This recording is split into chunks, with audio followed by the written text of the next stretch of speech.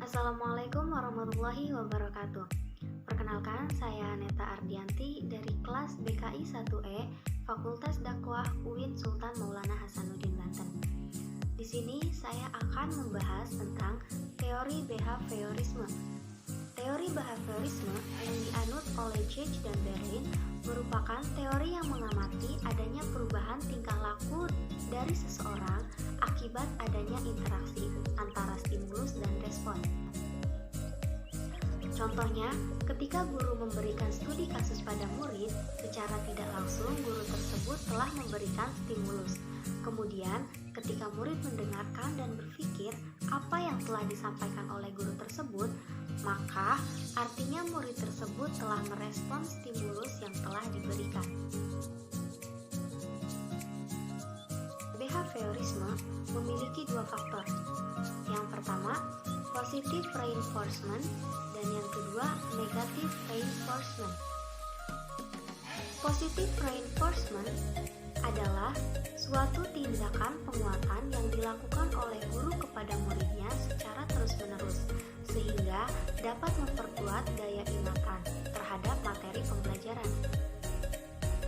Sedangkan negative reinforcement merupakan suatu tindakan pengurangan stimulus dari guru kepada murid, sehingga materi yang disampaikan mudah dilupakan.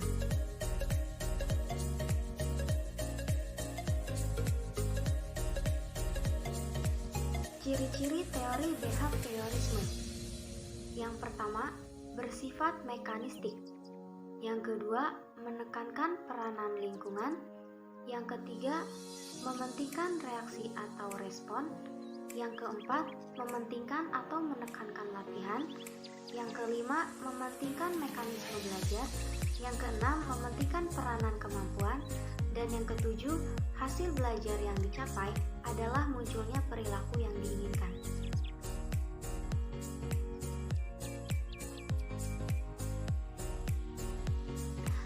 Prinsip umum behaviorisme. Yang pertama, perubahan tingkah laku. Teori ini beranggapan bahwa yang dinamakan belajar adalah perubahan tingkah laku. Seseorang dikatakan telah belajar apabila yang bersangkutan dapat menunjukkan perubahan tingkah laku tertentu. Yang kedua, adanya stimulus dan respon. Teori ini beranggapan bahwa yang terpenting dalam belajar adalah adanya stimulus dan respon. Yang ketiga, reinforcement, yaitu apa saja yang dapat menguatkan timbulnya respon, merupakan faktor yang terpenting dalam belajar. Beberapa tokoh teori behaviorisme. Yang pertama, Ivan Pavlov. Pavlov mencoba teori ini kepada seekor anjing. Pavlov ingin membuktikan bahwa apakah dengan teori ini dapat merubah perilaku anjing tersebut dengan memberikan stimulus dan respon secara berulang kali. Yang kedua, B.F. Skinner. B.F. Skinner dikenal dengan teori operant conditioning. Teori ini mengungkapkan bahwa tingkah laku bukanlah sekedar respon terhadap stimulus, tetapi suatu tindakan sengaja atau operant. B.F. Skinner melakukan percobaan terhadap tikus yang diletakkan di dalam kandang. Kemudian, ia meletakkan sebuah bel di dekat pintu. Apabila ditekan, maka secara otomatis pengungkit makanan akan bergerak dan makanan akan jatuh dari atas kandang. Behaviorisme merupakan salah satu aliran psikologi yang meyakini bahwa untuk mengkaji perilaku individu harus dilakukan terhadap setiap aktivitas individu yang dapat diamati, bukan pada peristiwa hipotesis yang terjadi dalam diri individu. Oleh karena itu, penganut aliran behaviorisme menolak kerasadan aspek-aspek kesadaran atau mentalitas dalam individu.